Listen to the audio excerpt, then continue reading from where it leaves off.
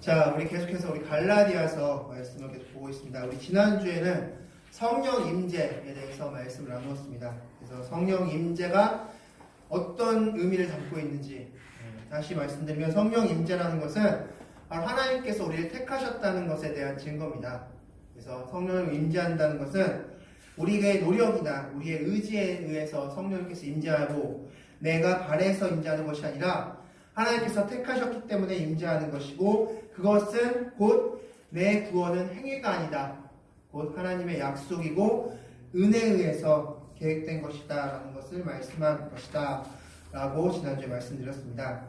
자, 오늘은 갈라디아 3장의 두 번째 부분입니다. 원래 지난주에 말씀드렸지만 갈라디아 3장 1절부터 14절 말씀이 바로 복음의 은혜, 복음의 유익에 관련된 말씀인데 그 세 번째 부분이 바로 10절부터 14절인데 바로 이 부분은 바로 우리가 너무나 유명한 갈라디아서 말씀 중에서 또 유명한 말씀 중에 하나인 나무에 달린 자라는 말씀입니다. 자, 오늘 이 나무에 달린 자라는 말씀을 통하여서 이 나무에 달린 자라는 그 의미와 예수님과 그리고 나와 어떤 관련성을 맺고 있는지 같이 생각해 보도록 하겠습니다. 자, 그럼 먼저 이 나무에 달린 자, 바울이 이 말씀을 쓴 때는 바로 이 신명기 말씀을 인용해서 복음을 말씀을 갈라디아서를 적었습니다. 말씀을 확인해 보겠습니다. 민 신명기 21장 22절 말씀을 다 같이 한번 읽겠습니다. 시작. 사람이 만일 죽을 죄를 범함으로 내가 그를 죽여 나무 위에 달거든. 아멘. 자, 바로 이 신명기 21장 22절 그리고 23절 말씀을 기초로 해서 갈라디아서 이 내용을 적은 것인데, 자, 그렇다면 이 신명기 21장 22절 이 말씀은 도대체 어떤 의미를 담고 있는지 보도록 하겠습니다. 자, 여기서 제가 화면을 보시면 아시겠지만 죽을 죄라는 부분과 죽여라는 부분을 담고 빨간 펜으로 빨간색으로 표시해 놓았습니다. 자, 그래서 총 두 가지 질문을 이 말씀을 통해서 여러분께 드리고자 하는데, 첫 번째 질문이 이것입니다. 여러분, 죽을 죄가 무엇일까요? 이 신명기 21장 22절에서 말하고 있는 죽을 죄는 무엇일까요? 신상모. 자, 이 말씀을 이해하기 위해서는 우리 신명기의 구조를 우리가 좀 알 필요가 있습니다.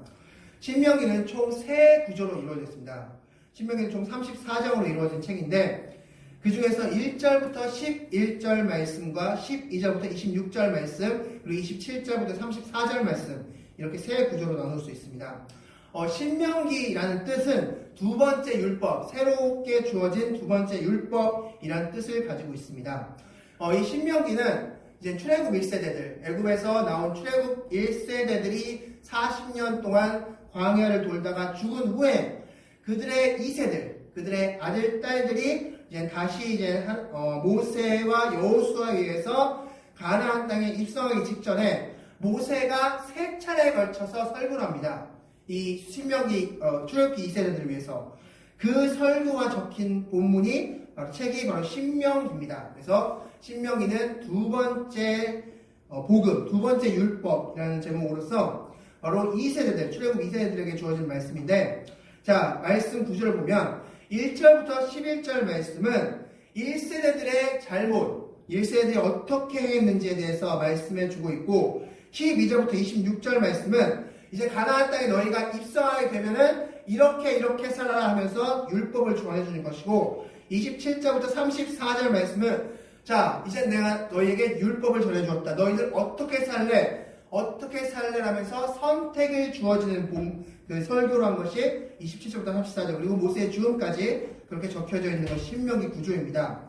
자, 그 중에서 이제 신명기에서 가장 핵심이 되는 부분이 12절부터 26절이라고 보는데, 앞서 말씀드린 대로 출애굽 2세대들에 의한 율법입니다. 출애굽 2세대들이 이제 가나안 땅에 입성하게 되면은 이렇게 살아라 라는 율법이 주어진 것인데, 자, 우리 여러분 본문을 보시면 신명기 21장입니다.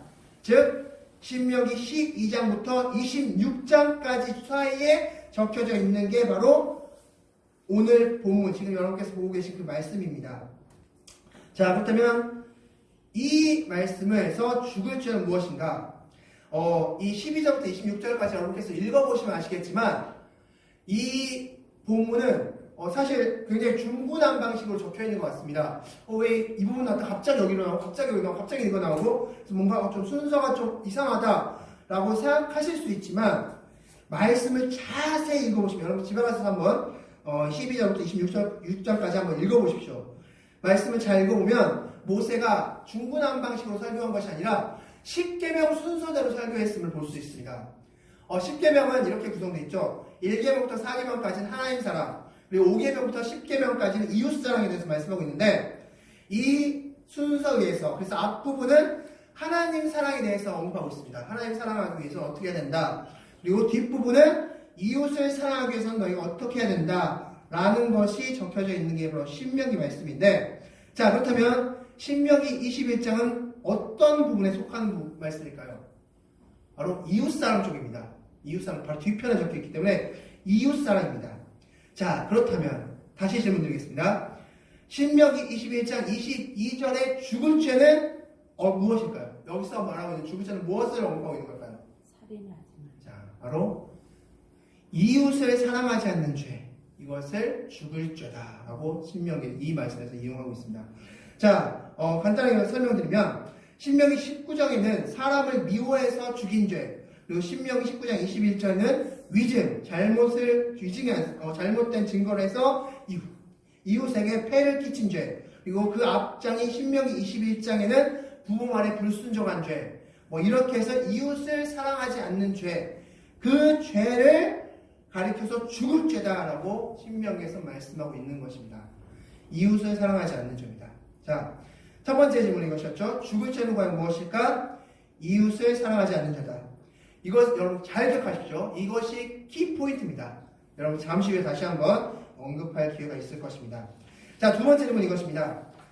말씀을 보면 내가 그를 죽여 나무 위에 달았다 말씀하고 있습니다. 내가 그를 죽여. 자, 여러분 잘 생각해 보십시오. 한 번 죽였습니다. 죽을 죄를 범해서 그를 죽였습니다. 그러면 벌 받은 거 아닙니까? 근데 왜 그 죽은 시체를 하나님이 나무 위에 달라고 했을까요? 이거 가중처벌 아닙니까? 너무 심한 형벌 아닙니까? 한번 죽을 죄를 져서 죽었으면 됐지 왜 나무 위에 달라고 했을까요? 자, 이것에 대해서 제가 말씀 세 구절을 읽어드리겠습니다. 이 구절의 공통점을 여러분께서 한번 찾아보시기 바랍니다. 첫 번째는 창세기 3장 10절 말씀입니다. 이르되 내가 동산에서 하나님의 소리를 듣고 내가 벗었으므로 두려워하여 숨었나이다. 두 번째 이사야 20장 3절 말씀입니다. 여호와께서 이르시되 나의 종 이사야가 3년 동안 벗은 몸과 벗은 발로 다니며 애국과 구스에 대하여 징조와 예표가 되었느니라. 마지막 예레미야가 1장 8절 말씀입니다. 예루살렘이 크게 범죄함으로 조속거리가 되었으니 전에 그에게 영광을 돌리던 모든 사람이 그의 벗었음을 보고 업신여기며 그는 탄식하며 물러가리로다. 아멘. 자, 이 세 구절 창세기 3장 10절, 이사야 20장 3절, 예레미야가 1장 8절의 공통점이 무엇입니까? 벗었다입니다. 자, 창세기에서는 아담과 하와가 죄를 짓고 나서 그의 벗었음을 알았습니다. 이사야에서는 애굽의 죄로 인해서 이사야가 3년 동안 벗은 몸으로서 다니게 했습니다. 예레미야 애가에서는 남유다의 멸망을 어떻게 예레미야가 표현하고 있냐면 벗었으며라고 표현하고 있습니다. 벗었다. 자, 그렇다면 이 벗었다는 의미는 도대체 무엇일까? 이스라엘에게 있어서 벗었다는 의미는 무엇일까? 바로 이것은 하나님과 단절되었다, 하나님께 저주받았다는 의미를 가지고 있습니다. 자, 그래서 예수님이 십자가에 달리셨을 때의 장면도 이렇습니다. 요한복음 19장 23절 말씀 보면 이렇게 적혀 있습니다. 군인들이 예수를 십자가에 못 박고 그의 옷을 취하여 네 깃에 나눠 각각 한 깃씩 얻고 속옷도 취하니 이 속옷은 호지 아니하고 위에서부터 통으로 짠 것이라 말씀하고 있습니다. 네. 자, 여기서 예수님께서 적어놨나요 혹시? 안 적었네요. 네. 자, 여기서 예수님의 옷을 어떻게 했냐면 겉옷만 벗긴 것이 아니라 어디까지 벗겼다 말씀하고 있습니까? 성경에서 속옷까지 벗겼다 말씀하고 있습니다. 그러면 예수님이 지금 어떤 상태입니까? 완전히 헐거벗은 상태, 완전히 벌거벗은 상태입니다. 우리가 예수님의 그림을 보면은 예수님의 그림이 막 옷에 좀 이렇게 가려져 있는 모습, 십자가형에 대한 그림 있죠? 십자가형을 그린 그림이나 영화 같은 데 보시면 예수님이 십자가 달리셨을 때 좀 옷을 입고 있습니다. 그렇죠? 어느 정도 옷을 갖춰진 상태에서 십자가 달리셨습니다. 그런데 실제로는 예수님이 다 벗으셨습니다. 완전히 다 벗으셨습니다. 그래서 성경에선 요한복음 19장 23절에서 분명히 속옷도 벗겼다라고 표현하고 있습니다. 이것은 시편 22편 18절 말씀에 대한 예언의 성취인데 예수님께서는 다 벗으셨습니다. 자, 다 벗으셨다는 건 무슨 뜻입니까? 다른 말로 하나님과 완전히 단절되었다라는 뜻을 가지고 있습니다. 그래서 지금 이사야에서 신명기 말씀에서 나 한번 죽을 죄에 져서 죽은 사람을 나무에 달았다. 나무에 다시 단 이유는 무엇입니까? 말고께서 그가 하나님과 단절되었다. 하나님께 저주받아 죽었다라는 것을 의미하는 것입니다. 그래서 일부러 그 시체를 굳이 힘들게 나무 위에 단 것입니다.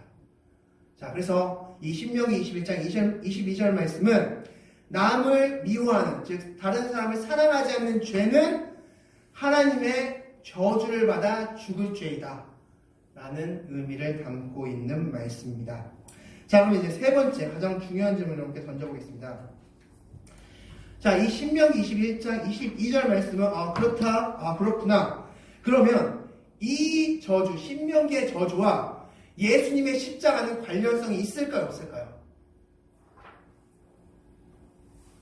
자, 이 신명기의 저주 말씀, 지금 나무에 달린 자의 그 저주와 예수님의 십자가 사건은 관련성이 있을까요? 없을까요? 자, 두 가지의 관점이 있을 것입니다. 첫 번째 관점은 관련 없어 라는 관점이 있을 것이고, 두 번째 관점은 관련 있어 라는 관점이 있을 것입니다. 자, 제가 지금부터 여러분께 질문 드려보겠습니다. 관련 없다는 주장을 하는 사람은 이렇게 이야기할 것입니다. 자, 앞서 말씀드린 대로 신명기 말씀은 죽은 시체를 매다는 겁니다. 나무 위에. 그런데 예수님은 어떻게 하셨습니까? 살아난 상태에서 십자가에 못 박히셨습니다. 죽은 시체가 매달린 게 아니라 살아있는 상태에서 거기서 죽음을 당했습니다. 그러므로 신명기 말씀과 예수님은 상관이 없어 라고 누군가 이야기한다면 여러분 뭐라고 말씀하시겠습니까? 자, 분명히 신명기에서는 죽은 상태, 시체를 매단 것이었습니다. 그런데 예수님은 살아있는 상태에서 매달린 겁니다. 나무 위에. 자, 이렇게 누군가 말한다면 여러분께서 이렇게 말씀하시면 됩니다. 자, 말씀 보면 요한복음 8장 59절 말씀, 요한복음 10장 31절 말씀 보면 예수님이 돌에 맞아 죽을 뻔한 몇몇의 위험성이 있었습니다. 그 외에도 몇 번 있었겠죠. 자, 근데 예수님께서 그렇게 죽지 않고 십자가에서 죽으셨는데 이 십자가 형벌을 우리가 좀 기억할 필요가 있습니다. 십자가 형벌은 바로 로마의 형벌이었는데 이 형벌은 애굽에서부터 건너온 형벌입니다. 십자가를 십자가 모양으로 해서 사람을 매달아서 죽이는 형벌인데, 자, 이 십자가 형벌과 신명기의 저주와 차이점이 크게 두 가지가 있습니다. 첫 번째, 앞서 말씀드린 대로 신명기는 죽은 시체를 나무 위에 매다는 겁니다. 그런데 십자가는 죽은 상태, 살아있는 상태를 매다는 겁니다. 두 번째, 이 신명기의 말씀, 이제 신명기 21장 23절 말씀 보면 이 시체를 밤새 매달지 말고 내리라고 말씀하셨습니다. 그래서 장사 지내라 라고 했습니다. 하루도 지나지 않, 하루를 넘겨서까지 시체를 매달아 두지 말라라고 말씀하고 있습니다. 근데 이 십자가형은 죽을 때까지 매달는 겁니다. 그래서 실제 요세푸스라는 역사학자의 기록에 의하면 3일 동안 십자가에는 산 채로 매달린 사람도 있다라고 기록하고 있습니다. 그러니까 죽을 때까지 그냥 매달는 겁니다. 며칠 동안은 시간과 상관없이 매달려 있는 겁니다. 자, 그렇다면 이렇게 차이점이 있는데 왜 하나님은 예수님을 십자가형에 매다셨을까? 그 말씀을 지금부터 보겠습니다. 우리 고린도전서 1장 23절 말씀 다 같이 읽겠습니다. 시작! 우리는 십자가에서 예수 예수를 그리스도를 전하니 유대인에게는 거리끼는 것이요 이방인에게는 미련한 것이로되. 아멘. 자, 고린도전서 1장 23절 말씀 보면 유대인에게는 뭐라고 말씀하고 있습니까? 유대인에게는 거리끼는 것. 왜 거리낄까요? 예, 저주니까. 나무에 달리는 것은 저주니까 어렵게 되는 거죠. 이방인은 뭐라고 말씀하셨습니까? 미련한 것이로되. 이방인에게도 여기서 십자가형은 무엇입니까? 미련한 거랍니다. 왜요? 이 십자가형은 흉악무도한 그런 악한 죄인을 매다는 것이 바로 십자가형이기 때문입니다. 자, 이 말씀 무슨 뜻이냐면 쉽게 말해 이런 겁니다. 교회에서 성찬식을 진행합니다. 우리는 성찬식이 어떤 의미인지를 압니다. 떡과 포도주를 먹을 때 어떤 의미인지를 압니다. 그래서 우리는 은혜 받습니다. 그 안에서. 그런데 아무것도 모르는 사람이 성찬식을 바라봅니다. 그럼 어떤 생각이 들까요? 저기 뭐 하는 거지? 왜 사람들이 줄 서서 빵하고 왜 포도주스를 마시는 거야? 도대체 왜 이러는 거야? 자, 이렇게 생각할 겁니다. 그들에게 있어서 그 성찬식이 이해되기 힘든 부분입니다. 만약 성찬식의 의미를 그들에게 알려주려면 어떻게 해야 됩니까? 그들의 눈높이에 맞춰서 해야 되는 겁니다. 무언가 잘 모르는 사람한테 설명하기 위해서는 그 사람들의 눈높이에 맞춰 설명하는 것입니다. 예수님께서 십자가형을 받으신 이유는 만약 죽은 시체로 나무에 매달렸다. 그러면은 누구는 압니까? 유대인들은 압니다. 예수님 저주받았구나. 근데 이방인들은 알까 모를까요? 왜 저거 매달았어? 왜 저 시체를 왜 매단 거야 도대체? 빨리 내버려! 이렇게 할 겁니다. 그런데 이방인들은 무엇을 압니까? 십자가형은 무엇인지를 압니다. 십자가형은 저주받은 그 죄인 중에 죄인이 매다는 것임을 압니다. 고로 십자가에 매달렸다는 것은 유대인들에게도 그 의미를 전달해 줄 수 있고 이방인들에게도 그 의미를 전달해 줄 수 있기 때문에 즉 이 십자가형은 유대인뿐만 아니라 이방인들도 구원하는 것이다 라는 의미를 전달해 주기 위해서 십자가를 선택하신 겁니다. 그래서 십자가, 즉 나무 위에 예수님이 매단 상태에서 죽임을 당한 것입니다. 단순히 시체를 매달았으면 유대인만 위하는 예수님이 됐을 텐데 죽은 상태, 그 당시에 형벌인 십자가형을 선택하셔서 유대인뿐만 아니라 이방인들의 죄를 위해서도 나는 죽었다라는 것을 의미하고 그것을 전해주기 위해서 예수님이 십자가를 선택하신다는 것을 기억하시기 바라겠습니다. 자, 다시 질문 드리겠습니다. 신명기의 저주와 예수님과 관련성이 있을까? 그렇다면 이제 관련 있다라는 것에 대한 두 가지 증거를 지금부터 말씀드리겠습니다.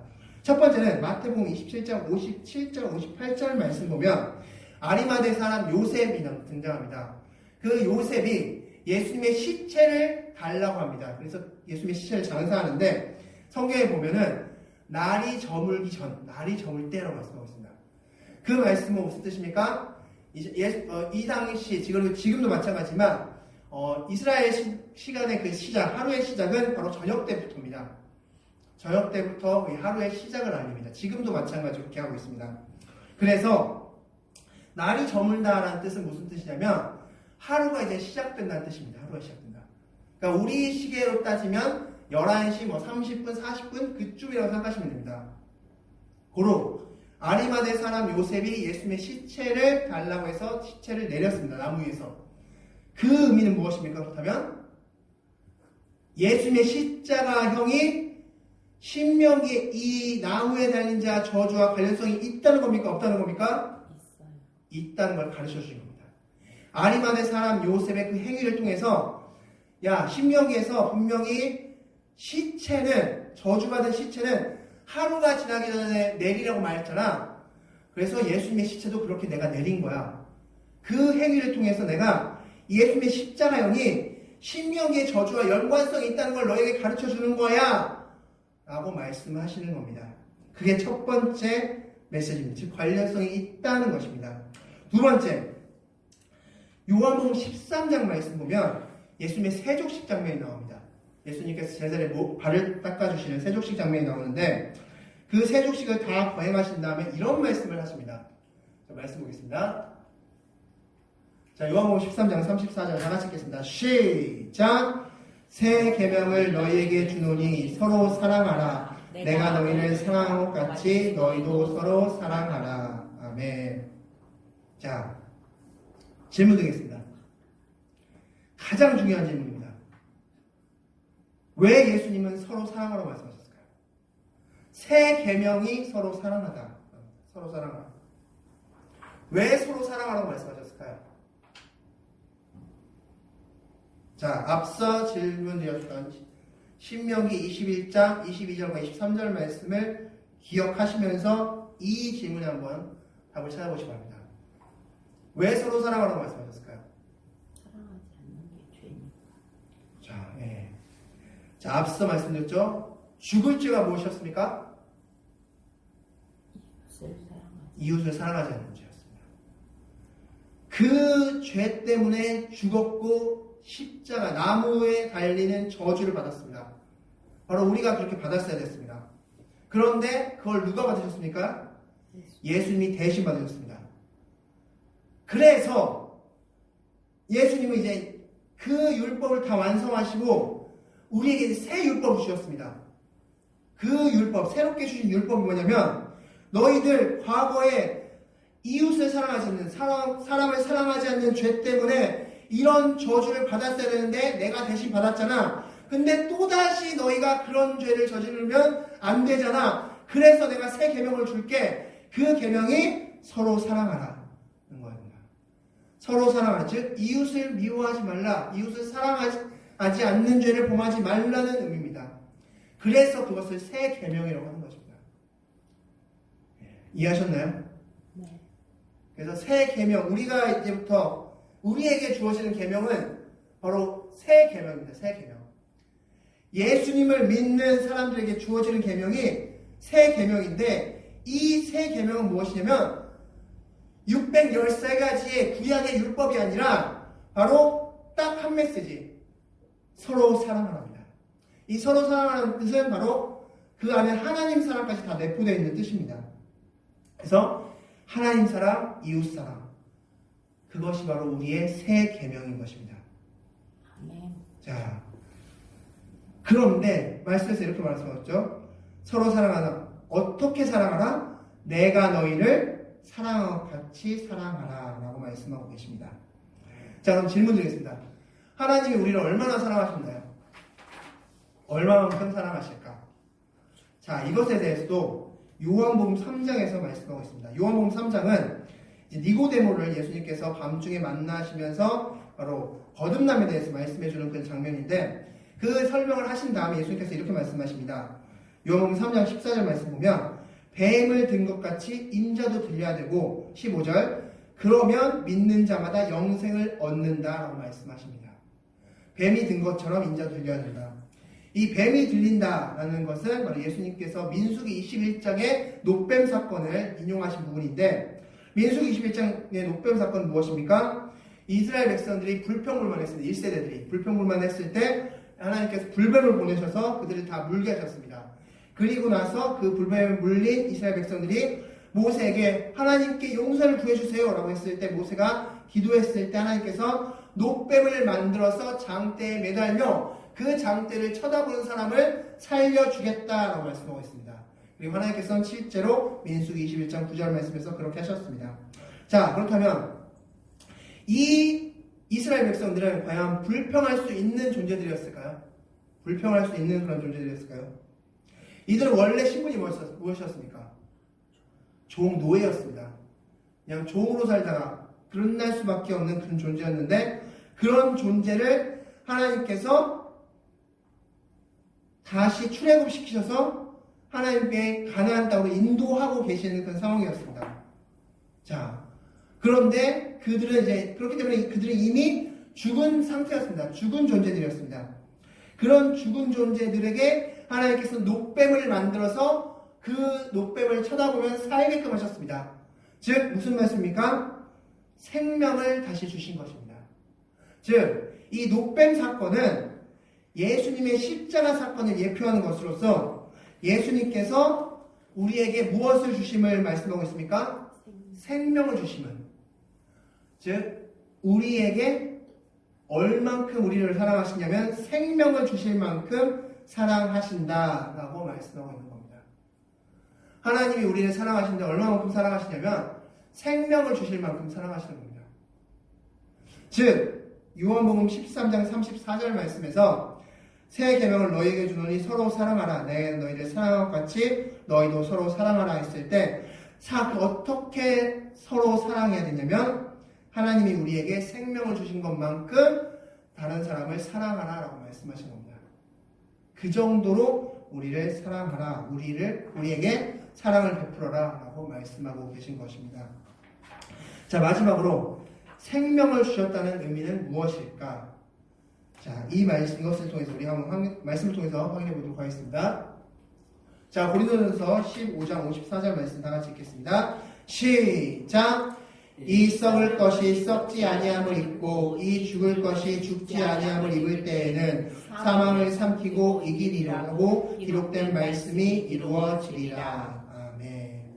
자, 이 고린도전서 15장은 부활장입니다. 부활장.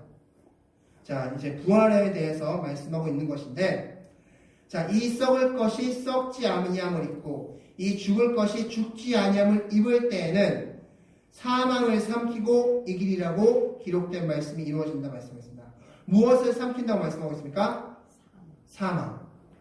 자, 신명기에 죽을 죄를 범해서 죽었다 말씀하고 있죠. 사망했다 말씀하고 있습니다. 그 사망을 누가 삼켰다는 겁니까? 예수 그리스도가 대신 죽음으로써 삼켰고 이겼다, 부활했다는 것입니다. 자, 이 말씀 무슨 뜻이냐? 예수님께서 우리의 사망을 삼켰다는 것은 이제 우리는 사망을 당한다 안 당한다는 겁니까? 우리는 사망을 당하지 않는다는 겁니다. 우리는 죽잖아요. 우리는 나이가 들면 죽을 텐데요. 첫째 사망은 있습니다. 첫째 사망, 즉 우리가 나이가 들면은 우리의 육신이 죽는 사망은 있지만 무슨 사망이 없습니까? 무슨 사망을 삼키신 겁니까? 바로 지옥에 떨어지는 사망을 삼킨 겁니다. 고로 우리는, 즉 구원받은 자는 지옥에 가고 싶어도 갈 수 있습니까? 없습니까? 없습니다. 왜 없습니까? 이게 중요합니다. 왜 없습니까? 우리가 착해서요? 그동안 착하게 살았기 때문에? 예수님이 이미 값을 치렀기 때문에.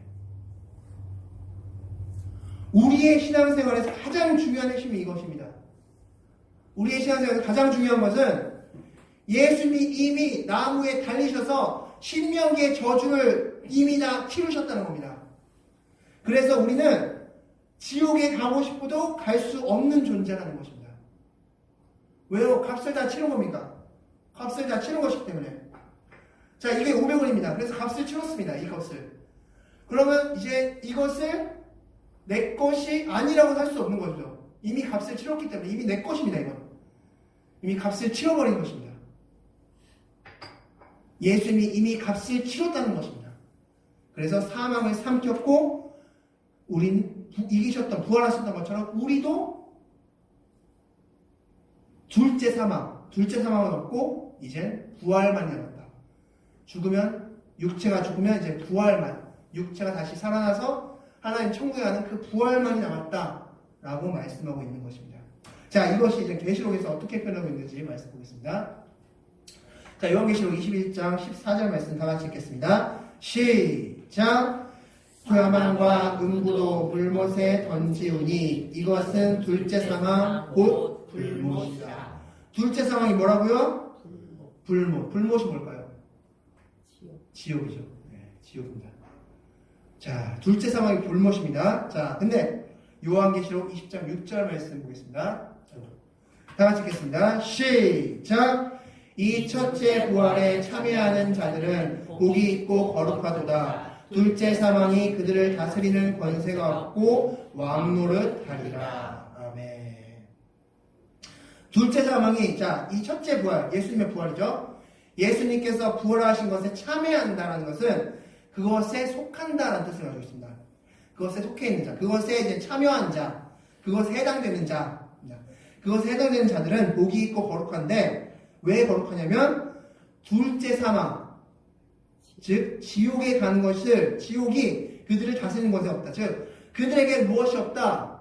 지옥에 번세가 없다. 지옥에 갈 수가 없다. 그리고 이 말씀에서 결론은 왕 노릇한다. 천국에서 왕 노릇하리라 말씀하고 있습니다. 이게 바로 요한계시록 20장은 바로 하나님께서 이제 새하늘을 창조하시는 그 새하늘과 새 땅의 그 역사를 말씀하고 있는데, 그때 우리에게는 둘째 사망, 즉 지옥에 가지 않는답니다. 그것이 바로 생명을 주신 것에 대한 의미입니다. 죽은 다음에 죽은 시체가 나무에 달려서 저주를 받고 생명을 주신, 즉 민수기의 그 불뱀의 사건을 통해서 말씀하시는 그 생명을 주신 의미가 바로 이 의미를 가지고 있습니다. 그래서 우리에게는 하나님께서 우리를 어떻게 사랑하시냐? 바로 생명을 주실 만큼, 우리를 구원시켜 주실 만큼, 우리를 천국으로 인도하실 만큼, 우리에게 둘째 사망이 없어질 만큼 사랑하신다는 것을 기억하시기 바라겠습니다. 이 의미를 우리가 담고 신앙생활 하시는 그런 여러분들이 되시기 바라겠습니다. 자, 그러면 이제 갈라디아서 말씀을 이제 마무리 짓고 말씀 보도록 하겠습니다. 자, 갈라디아서 10장 3장 10절부터 14절까지의 말씀을 우리 다시 한번 읽고 말씀을 마치도록 하겠습니다. 다 같이 읽겠습니다. 무릇 3장 10절부터 14절입니다. 읽습니다. 시작! 물은 율법 행위에 속한 자들은 저주 아래에 있나니 기록된 바 누구든지 율법책에 기록된 대로 모든 일을 항상 행하지 아니하는 자는 저주 아래에 있는 자라 하였습니다. 또 하나님 앞에서 아무도 율법으로 말미암아 의롭게 되지 못할 것이 분명하니 이는 의인은 믿음으로 살리라 하였습니다. 율법은 믿음에서 나는 것이 아니니 율법을 행하는 자는 그 가운데서 살리라 하였느니라. 그리스도께서 우리를 위하여 저주를 받은 바 되사 율법의 저주에서 우리를 속량하셨으니 기록된 바 나무에 달린 자마다 저주 아래 있는 자라 하였습니다. 이는 그리스도 예수 안에서 아브라함의 복이 이방인에게 미치게 하고 또 우리로 하여금 믿음으로 말미암아 성령의 약속을 받게 하려 합니다. 아멘. 자, 여기서 우리가 좀 눈에 띄는 부분이 바로 저주라는 단어가 계속 나옵니다. 저주. 이 저주는 무엇입니까? 여기서 저주는 바로 율법의 저주죠. 율법이죠. 나무에 달린 자의 저주. 율법의 저주를 말씀하고 있습니다. 즉, 율법, 우리 10절 말씀이죠. 율법책에 기록된 대로 모든 일을 항상 행하지 아니하는 자가 받는 저주. 바로 그것이 율법의 저주입니다.